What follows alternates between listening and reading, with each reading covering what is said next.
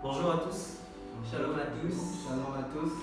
Bienvenue dans un dimanche intime de Parole de Dieu sans frontières. Alors aujourd'hui, comme vous pouvez le constater, nous sommes plus nombreux parce que nous avons un frère, un bien-aimé frère, c'est le frère Quentin Yévé Frajos, qui nous rejoint sur ce plateau afin de pouvoir continuer d'édifier le plus grand nombre, d'évangéliser le plus grand nombre de personnes.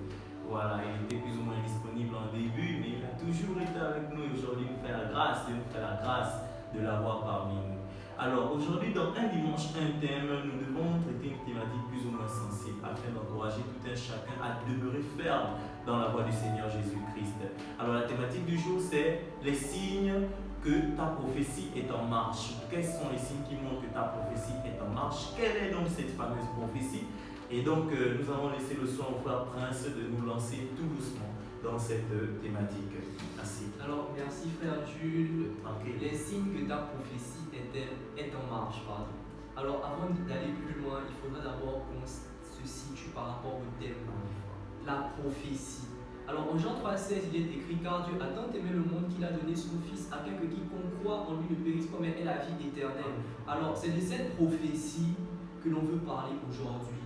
Quels sont les signes qui montrent que tu es en train d'aller vers la vie éternelle que la Bible a promis? Alors, aujourd'hui, je viens parler à des frères qui se lancent à la suite de Christ, ont parfois l'envie d'abandonner, se découragent parfois.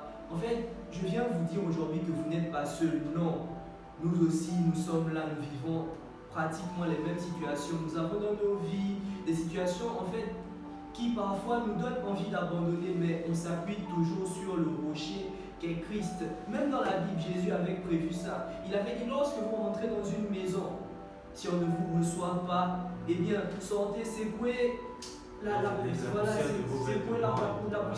Jésus aussi avait prévu ça. Donc vraiment, ne vous découragez pas. Lorsque tu vois que ta famille te rejette, lorsque tu vois que tes amis te rejettent, parce que généralement, c'est ce dont les gens ont peur en fait. Tu es dans un groupe d'amis, tu acceptes Christ, petit à petit, tu commences à t'affermir en Christ et tout doucement, tu sens le besoin de te retirer de tes amis. Mais là, en fait, il y a un combat qui commence à naître entre la personne que Dieu a envie de travailler en toi et toi-même, ce que la Bible appelle le moi.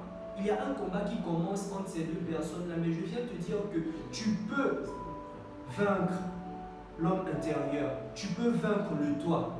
Et tu peux aller de l'avant avec Christ. Je viens te dire de ne pas te décourager. Je viens te dire que lorsque Christ a commencé cette œuvre en toi, il a aussi prévu de l'achever et de la rendre parfaite. Donc, donne 10% à Dieu et il fera les 90 autres pourcents. Je ne viens pas te dire de donner la moitié de ta vie à Christ. Non, je viens juste te dire de faire le premier pas avec Christ et par son esprit en toi, par l'aide de son esprit, il fera le reste. Ne te décourage pas, sois véritablement zélé du début à la fin, car je crois que le zèle avec lequel tu as commencé, tu peux aussi finir avec. Je ne crois pas en ces gens-là, je ne crois pas en cette parole-là qui dit qu'on commence avec un zèle et les gens appellent ça le zèle du nouveau converti. Non, je crois véritablement que le zèle avec lequel tu as commencé, tu peux finir avec et tu peux même encore avoir un zèle meilleur, car Jésus vient chercher les gens qui recherchent la sanctification et la paix avec tous. Il ne vient pas chercher les gens qui ont recherché, c'est-à-dire qui ont commencé fort et qui terminent faiblement. Non, la Bible déclare que la fin d'une chose vaut mieux que son commencement. Donc je viens véritablement t'annoncer que tu peux finir plus fort que tu n'as commencé. Je viens t'annoncer que Jésus revient bientôt. Amen. Et que Jésus doit te trouver et que Jésus veut te trouver. Amen. Pleinement sanctifié et que Jésus veut te trouver pleinement zélé avec l'amour en toi. Car oui, frère, sœur, la fin d'une chose vaut mieux que son commencement. Alors ne te décourage pas, prends courage, fortifie-toi. Alors fortifie-toi. Beaucoup de gens pourraient se dire: oui, comment la Bible me demande de me fortifier moi? Pourquoi ce n'est pas Dieu qui me fortifie? Oui, mais Dieu vient te dire: fortifie-toi. Il pouvait dire à Josué: fortifie-toi. C'est-à-dire que, non pas que Dieu ne va pas te fortifier, non, Dieu va te fortifier, mais il voudrait que toi aussi tu aies ta part de responsabilité à l'intérieur. Beaucoup de gens aujourd'hui négligent la vie de prière et demandent juste à Dieu: fortifie-moi. Beaucoup de gens négligent aujourd'hui la méditation de la parole de Dieu et ils disent à Dieu: fortifie-moi. Beaucoup de gens font du lundi au samedi, ne lisent pas la parole de Dieu, arrivent à l'église avec leur Bible et les honte de regarder une Bible alors qu'ils sont sur WhatsApp et disent à Dieu, fortifie-moi. Mais je viens de te dire aujourd'hui que tu peux te fortifier, mais que Dieu va aussi te fortifier. Alors malgré les dangers, malgré véritablement les situations troubles de la vie que tu traverses, laisse-moi te dire, n'abandonne pas. Et que cela sont des signes que ta prophétie est véritablement en marche. Car Jésus l'avait déjà prédit, Jésus l'avait déjà prévu. Si lui, ça allait arriver, toi aussi, ça va t'arriver. Car le royaume des dieux est forcé et ce sont les violents qui s'en emparent. Tu dois faire violence sous deux formes, sur deux plans, pardon. Tu dois faire violence à la chair, c'est-à-dire tu dois vivre le premier combat. Car le premier combat qu'on vit est d'abord le combat qu'on mène à l'intérieur. Et tu dois aussi faire face au deuxième combat, c'est-à-dire au combat des autres. Tu dois faire combattre à l'acceptation. Ce n'est pas tout le monde à qui tu vas parler de Dieu qui va directement te recevoir les bras ouverts. Non, tu vas aussi passer par des moments où tu seras dans l'adversité, où tu seras dans le rejet, parfois de ta famille, parfois de tes parents, parfois des gens que tu attends. Tu vas attendre que ces gens-là croient en toi, mais non, ils ne vont pas croire en toi. Mais laisse-moi te dire que dans cette situation-là, même si ton père, même si ta mère, même si tes frères, tes amis ne croient pas en toi, laisse-moi te dire que Jésus croit en toi, donc fortifie-toi, avance. Et ce sont des signes que ta conversion, que ta prophétie est véritablement en marche. Alors, sans plus tarder, je vais passer la parole au frère Jules, voilà, qui va ajouter quelque chose. Voilà. Non, bon. Moi, je viens juste pour déjà dire merci par rapport à l'intervention. Vraiment, il a été très clair, le frère Prince a été très clair. Et donner la parole au frère Quentin qui va continuer avec la Le signe que ta prophétie est en marche. Amen. Il est dit dans la parole, dans Marc 13, vous serez haïs de tous en mon nom. Amen. Et celui qui persévérera aura la chance d'entrer dans le royaume des cieux. Amen. Chers frères, chères sœurs, laissez-moi vous dire que il est vrai, nous avons accepté Jésus. Il est vrai, nous le déclarons comme Seigneur et Sauveur personnel. Mais sachez que ça ne s'arrête pas là. Il y a une vie après l'acceptation de Jésus. Car s'il suffisait juste de l'accepter, il nous aurait directement emmenés dans les cieux. De la même manière que dans l'ancien temps, Élie est monté dans les cieux sous un tourbillon. Mais c'est en cela que l'apôtre Paul dit dans Romains 8,35 qui nous séparera de l'amour de Christ? Serait-ce l'affliction ou l'angoisse ou la persécution ou la faim ou la nudité ou le péril ou l'épée? Il commence par serait-ce l'affliction? Par affliction, il veut parler de blessure. Quand il parle de blessure, ensuite il parle de l'angoisse. Toi qui m'écoutes, mon frère, ma soeur, cette angoisse que tu ressens quand tes amis te disent ah, toi tu parles trop de Dieu. Ah, toi tu es maintenant trop dans les choses de Dieu. Toi, cette angoisse en lui, car tu n'arrives pas à lui répondre que c'est le Seigneur qui est ma vie. C'est le Seigneur qui est le chemin. C'est le Seigneur qui est la vérité. C'est lui qui est la vie. Toi qui n'arrives pas à t'approprier ta destinée en Christ, sache que ta prophétie n'est pas encore en marche. Sache-le. Sache-le. Car il faut savoir que rien ne peut nous séparer véritablement de l'amour de Christ. C'est ça. Sache que si tu es persécuté, que tu gravis ces persécutions, sache si tu gravis ces persécutions, là ta destinée est en marche. Là tu peux te déclarer comme un disciple de Christ, comme un prisonnier de Christ, comme une personne qui vit pour lui, par lui, et seulement pour que sa volonté soit faite. Sache, tu ne peux pas te limiter à une vie de façade. Car tout le monde ne dira pas, tout le monde pourra dire Seigneur, Seigneur. Mais seulement ceux qui feront la volonté du Père dans les cieux auront accès au royaume. Car tu peux bien te lever avec ce genre de Bible, cette grosse Bible. Tu pars dimanche à l'église, oui, je suis chrétien. Oui, je te cite Jean 3,16. Mais si tu n'appliques pas la parole, si tu ne la mets pas en pratique, mon frère, ma soeur, tu n'es pas disciple de Christ. Et tu seras renié. Il dira, quitter au-devant de moi, serviteur d'iniquité. Pourtant, tu as fait les beaux airs devant les autres en disant, moi j'ai accepté Jésus. Moi, je suis un disciple de Christ entre-temps. Dans le secret, dans le lieu secret, tu n'appliques en rien. Dans le lieu secret, quand ton ami vient te dire, non, allons, va boire, tu dis que, ah, je peux quand même faire, je serai pardonné. Ce n'est pas ça la vie en Christ. Amen. Il a dit, vous serez haïs de tous en mon nom. Et ceux qui auront la persévérance, ceux qui vont persévérer, la persévérance, elle est continuelle. Elle se fait en tout temps, en tout moment. Même si tes amis te repoussent, mon frère, ma soeur, c'est ta destinée qui est en marche. C'est ta prophétie qui est déjà en marche. Laissez-moi vous emmener dans Habakkuk, au chapitre 2, verset 3. Il est dit, car c'est une vision qui est encore pour un temps déterminé. Elle tend vers la fin et elle ne mentira pas.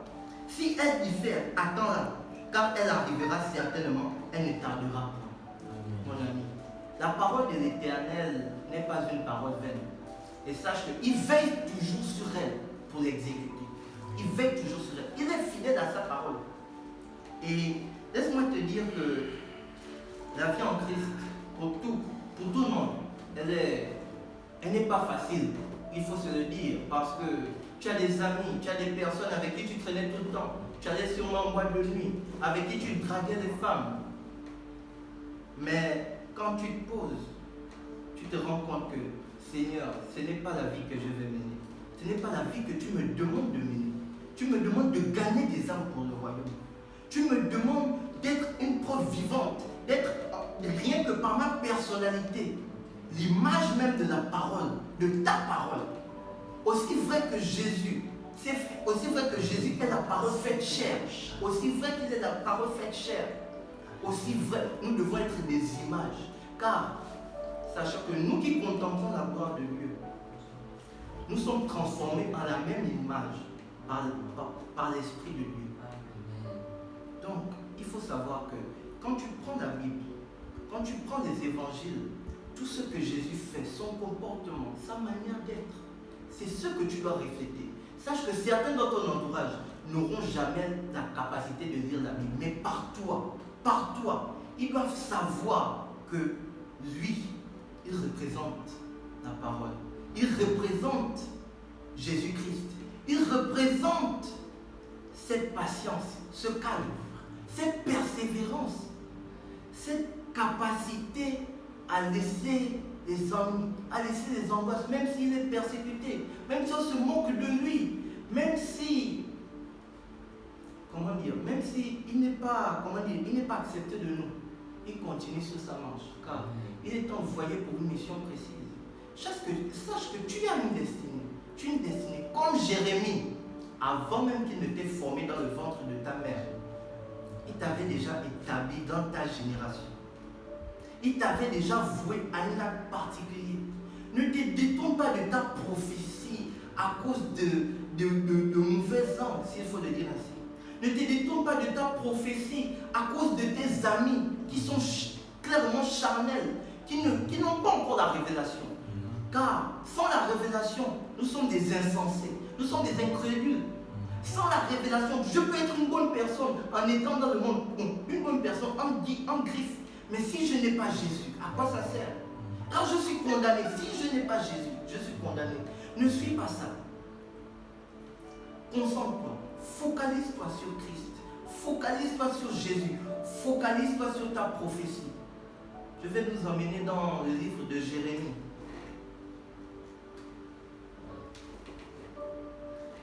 Au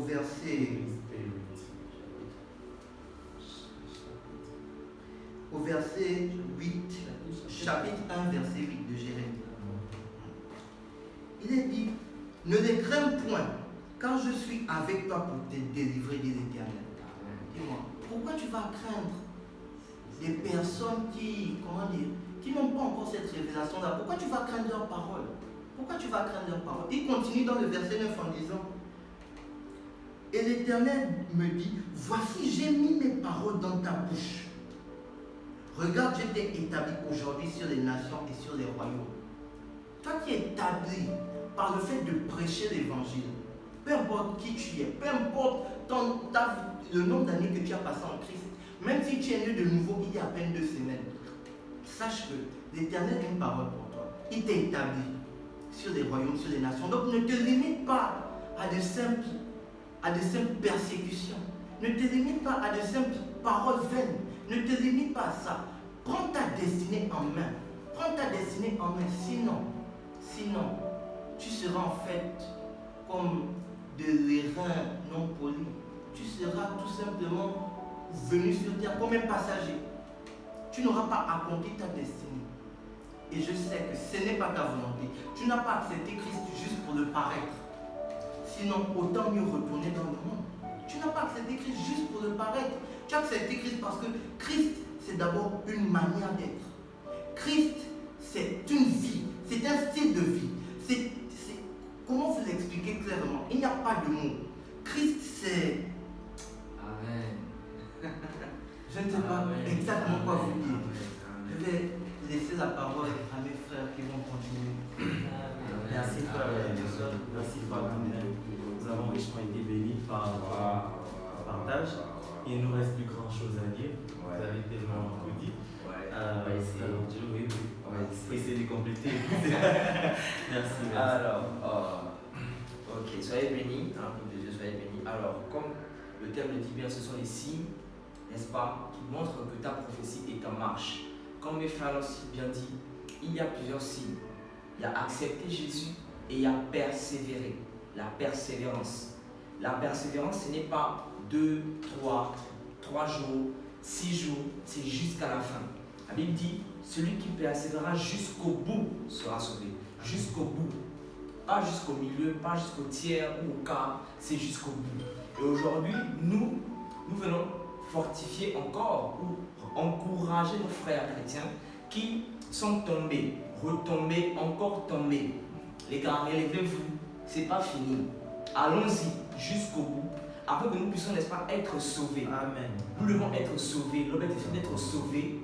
Nous tombons, mais on se relève. Amen. Ensemble, on y va. La bataille n'est pas encore finie. Ça ne fait que commencer. Ce n'est rien cette persécution, rien du tout. Jésus est venu ici, n'a commis aucun péché. Allons-y dans cette dynamique. On avance avec celui qui n'a commis aucun péché. Est-ce qu'on se suit? Alors on va aller dans 1 Jean au chapitre 3, n'est-ce pas? Le verset 2. La Bible dit, alors quiconque a cette espérance en lui seront purs comme celui-là est pur. Quiconque a cette espérance en Christ seront purs comme Christ. Aujourd'hui, nous les chrétiens, nous n'avons pas cette espérance. Je viens encourager mes frères. Allons-y dans l'espérance de Christ. Christ, comme le frère a dit, c'est une révélation. Toi qui as reçu la révélation de Jésus-Christ, toi qui sais qui il est, ne t'amuse pas. Toi qui sais qui est Jésus, qui a déjà consommé la gloire de Dieu, consommé l'amour de Dieu, garde cette espérance au fond de toi. Purifie-toi comme il est pur. Sanctifie-toi. Fortifie-toi comme mon frère a dit dans Josué. Reste fort. Le Seigneur est là pour toi, comme a dit mon frère dans Jérémie. Le Seigneur ne peut pas t'abandonner. Tu es tombé, tu te relèves et tu avances dans la pureté, tu avances dans la sainteté, tu avances dans la consécration, dans la sanctification. C'est ça l'objectif aujourd'hui par rapport à nous. On va aller encore dans 1 Jean 5 au verset 2. La Bible au verset 2 jusqu'au verset 5. Voilà. La Bible dit, nous reconnaissons que nous aimons les enfants de Dieu à ce que nous aimons Dieu et que nous pratiquons ses commandements. Les signes, ou encore l'un des signes qui montre que ta prophétie est en marche, c'est déjà que tu prouves ton amour pour Dieu en pratiquant ses commandements. La Bible dit, si nous confessons nos péchés, il est juste et bon pour nous les pardonner. Si tu as commis un péché, tu es conscient de cela, confesse-toi et avance. Tu seras automatiquement pardonné. Confesse-toi avec sincérité de cœur et tu déclares maintenant que tu ne vas plus commettre ce péché de ta propre volonté, tu iras de l'avant. C'est ça la vérité. Pratiquer les commandements de Dieu, aimer les uns les autres. C'est ça que nous sommes venus faire, c'est ce que nous sommes venus vous dire aujourd'hui. Soyons persévérants. On va avancer. La Bible dit au verset 3, car l'amour de Dieu consiste à garder ses commandements. et ces commandements ne sont pas pesants. Ça veut dire ne sont pas pénibles. Nous avons pu persévérer pendant 1 an, 2 ans, 3 ans dans l'église, 4 ans même s'il faut le dire. Et nous n'avons pas baissé les bras. Une fois on est tombé, on veut revenir dans le monde. Non. Les commandements que nous avons pu supporter pendant 1 an, 2 mois, 2 semaines, nous pouvons aller de l'avant jusqu'au bout pendant toute notre vie. Et c'est ça l'objectif. Gardons l'espérance de Christ. Gardons la vie éternelle comme objectif, comme a dit mon frère Prince. C'est ça l'objectif visé. Alors on va avancer. Maintenant, au verset 4, la Bible dit « Puisque tout ce qui est né de Dieu est vainqueur du monde. » La Bible est claire. Tout ce qui est né de Dieu est vainqueur du monde. Toi qui te dis que le monde a un dessus sur toi, je vais te dire aujourd'hui que la parole de ton Dieu dit que tu as vaincu le monde. Tu peux vaincre le monde. Que le monde n'est rien devant toi. Tu as vaincu le monde. Donc tout ce qui est en rapport avec le monde que tu connais, qui a comme péché, embuscade, persécution, laisse-moi te dire aujourd'hui que par le nom de Jésus, toi tu es vainqueur. Est-ce que tu comprends ce que je veux dire? Alors la Bible dit au verset 4, puisque tout ce qui est né de Dieu est vainqueur du monde, et telle est la victoire qui a triomphé du monde par notre foi, la foi en Christ. Donc lorsque tu as foi en Jésus, la solution, la seule route, c'est triompher du monde. La seule route, lorsque tu crois que Jésus-Christ est Seigneur et Sauveur de ta vie personnelle, tu deviens victorieux automatiquement de tout ce qui concerne le monde, le péché. Je cite fornication et tout, amis, mauvaise fréquentation, etc. Tu deviens vainqueur de tout ça. Tu peux maintenant, aujourd'hui, délaisser tout ce qui t'empêche d'arriver à ta prophétie, d'arriver à ta destinée, comme a dit mon frère Quentin. Tu peux maintenant, aujourd'hui, décider de ne plus mentir, de ne plus faire quoi que ce soit, de ne plus retomber même dans le péché, afin de pouvoir être victorieux, car la Bible dit que tu es victorieux. On va aller au verset 5, la Bible dit, quel est le vainqueur du monde, sinon celui qui croit que Jésus est le Fils de Dieu? Si tu crois que Jésus est le Fils de Dieu, tu es le vainqueur du monde. Ne te trompe pas, mon frère, ma soeur, ne vous y trompez pas. Si tu crois au Fils de Dieu, si tu crois que Jésus est le Fils de Dieu, aujourd'hui, à partir de maintenant, tu peux vaincre le monde. Tu peux te battre, tu peux être fortifié par ta propre force et par la force du Saint-Esprit. Tu peux dire non au péché, tu peux dire non à toute forme de mauvaise fréquentation, tu peux dire non à la table de temps, tu peux dire non à tout ce qui ne sied pas à la volonté de Dieu.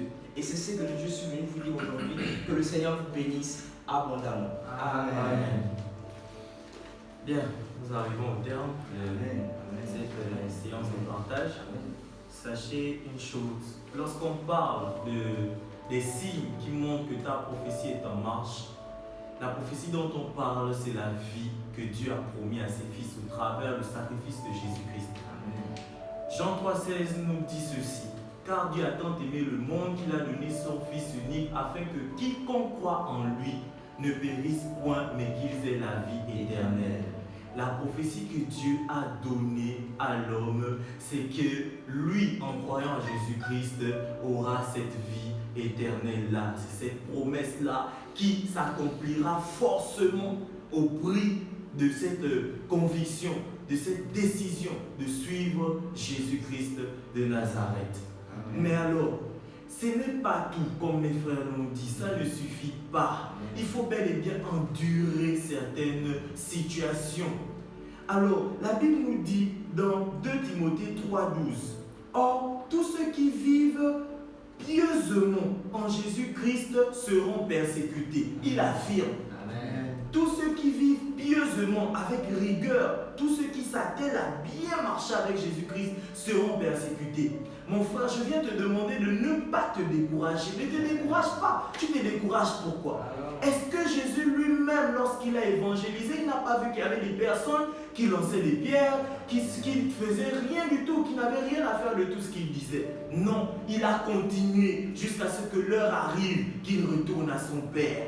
Et c'est la même chose qui va nous arriver, qui risquerait de nous arriver, de t'arriver toi, si tu décides de persévérer dans tout cela, si tu décides de persévérer. La Bible dit en 1 Jean 3,13, ne vous étonnez pas, frères, si le monde vouait, Ne vous étonnez pas si le monde vous hait. Ça veut dire quoi? Toi, tu vas venir là porter valablement le nom de Jésus-Christ. Il va te dire, ah pardon, tu m'ennuies. Et tu vas avoir mal. Tu as mal pourquoi, frère? Ça, c'est un signe qui montre que ta prophétie est en marche. Le monde doit déjà commencer par te haïr. Le monde doit déjà commencer par dire que toi, là, tu n'es pas des nôtres, on ne se sent pas bien avec toi. Mais quelle est cette vie-là où tu quittes l'ancienne vie pour la nouvelle vie, mais tu marches avec les mêmes personnes et tu fais les mêmes choses? Avant de connaître Jésus-Christ, tu étais dans les boîtes de nuit. Après avoir fini de connaître Jésus-Christ, tu continues dans les boîtes de nuit. Non, rien n'a changé et ta prophétie n'est pas enclenchée. Parce que pour être vainqueur, pour être sauvé, il faut persévérer. Mais on persévère dans quoi? Dans la lutte contre les désirs charnels qu'on avait avant de connaître Jésus-Christ. Alors, c'est cela que mes frères et moi, nous sommes venus vous dire en ce jour. Est-ce que ta prophétie est en marche?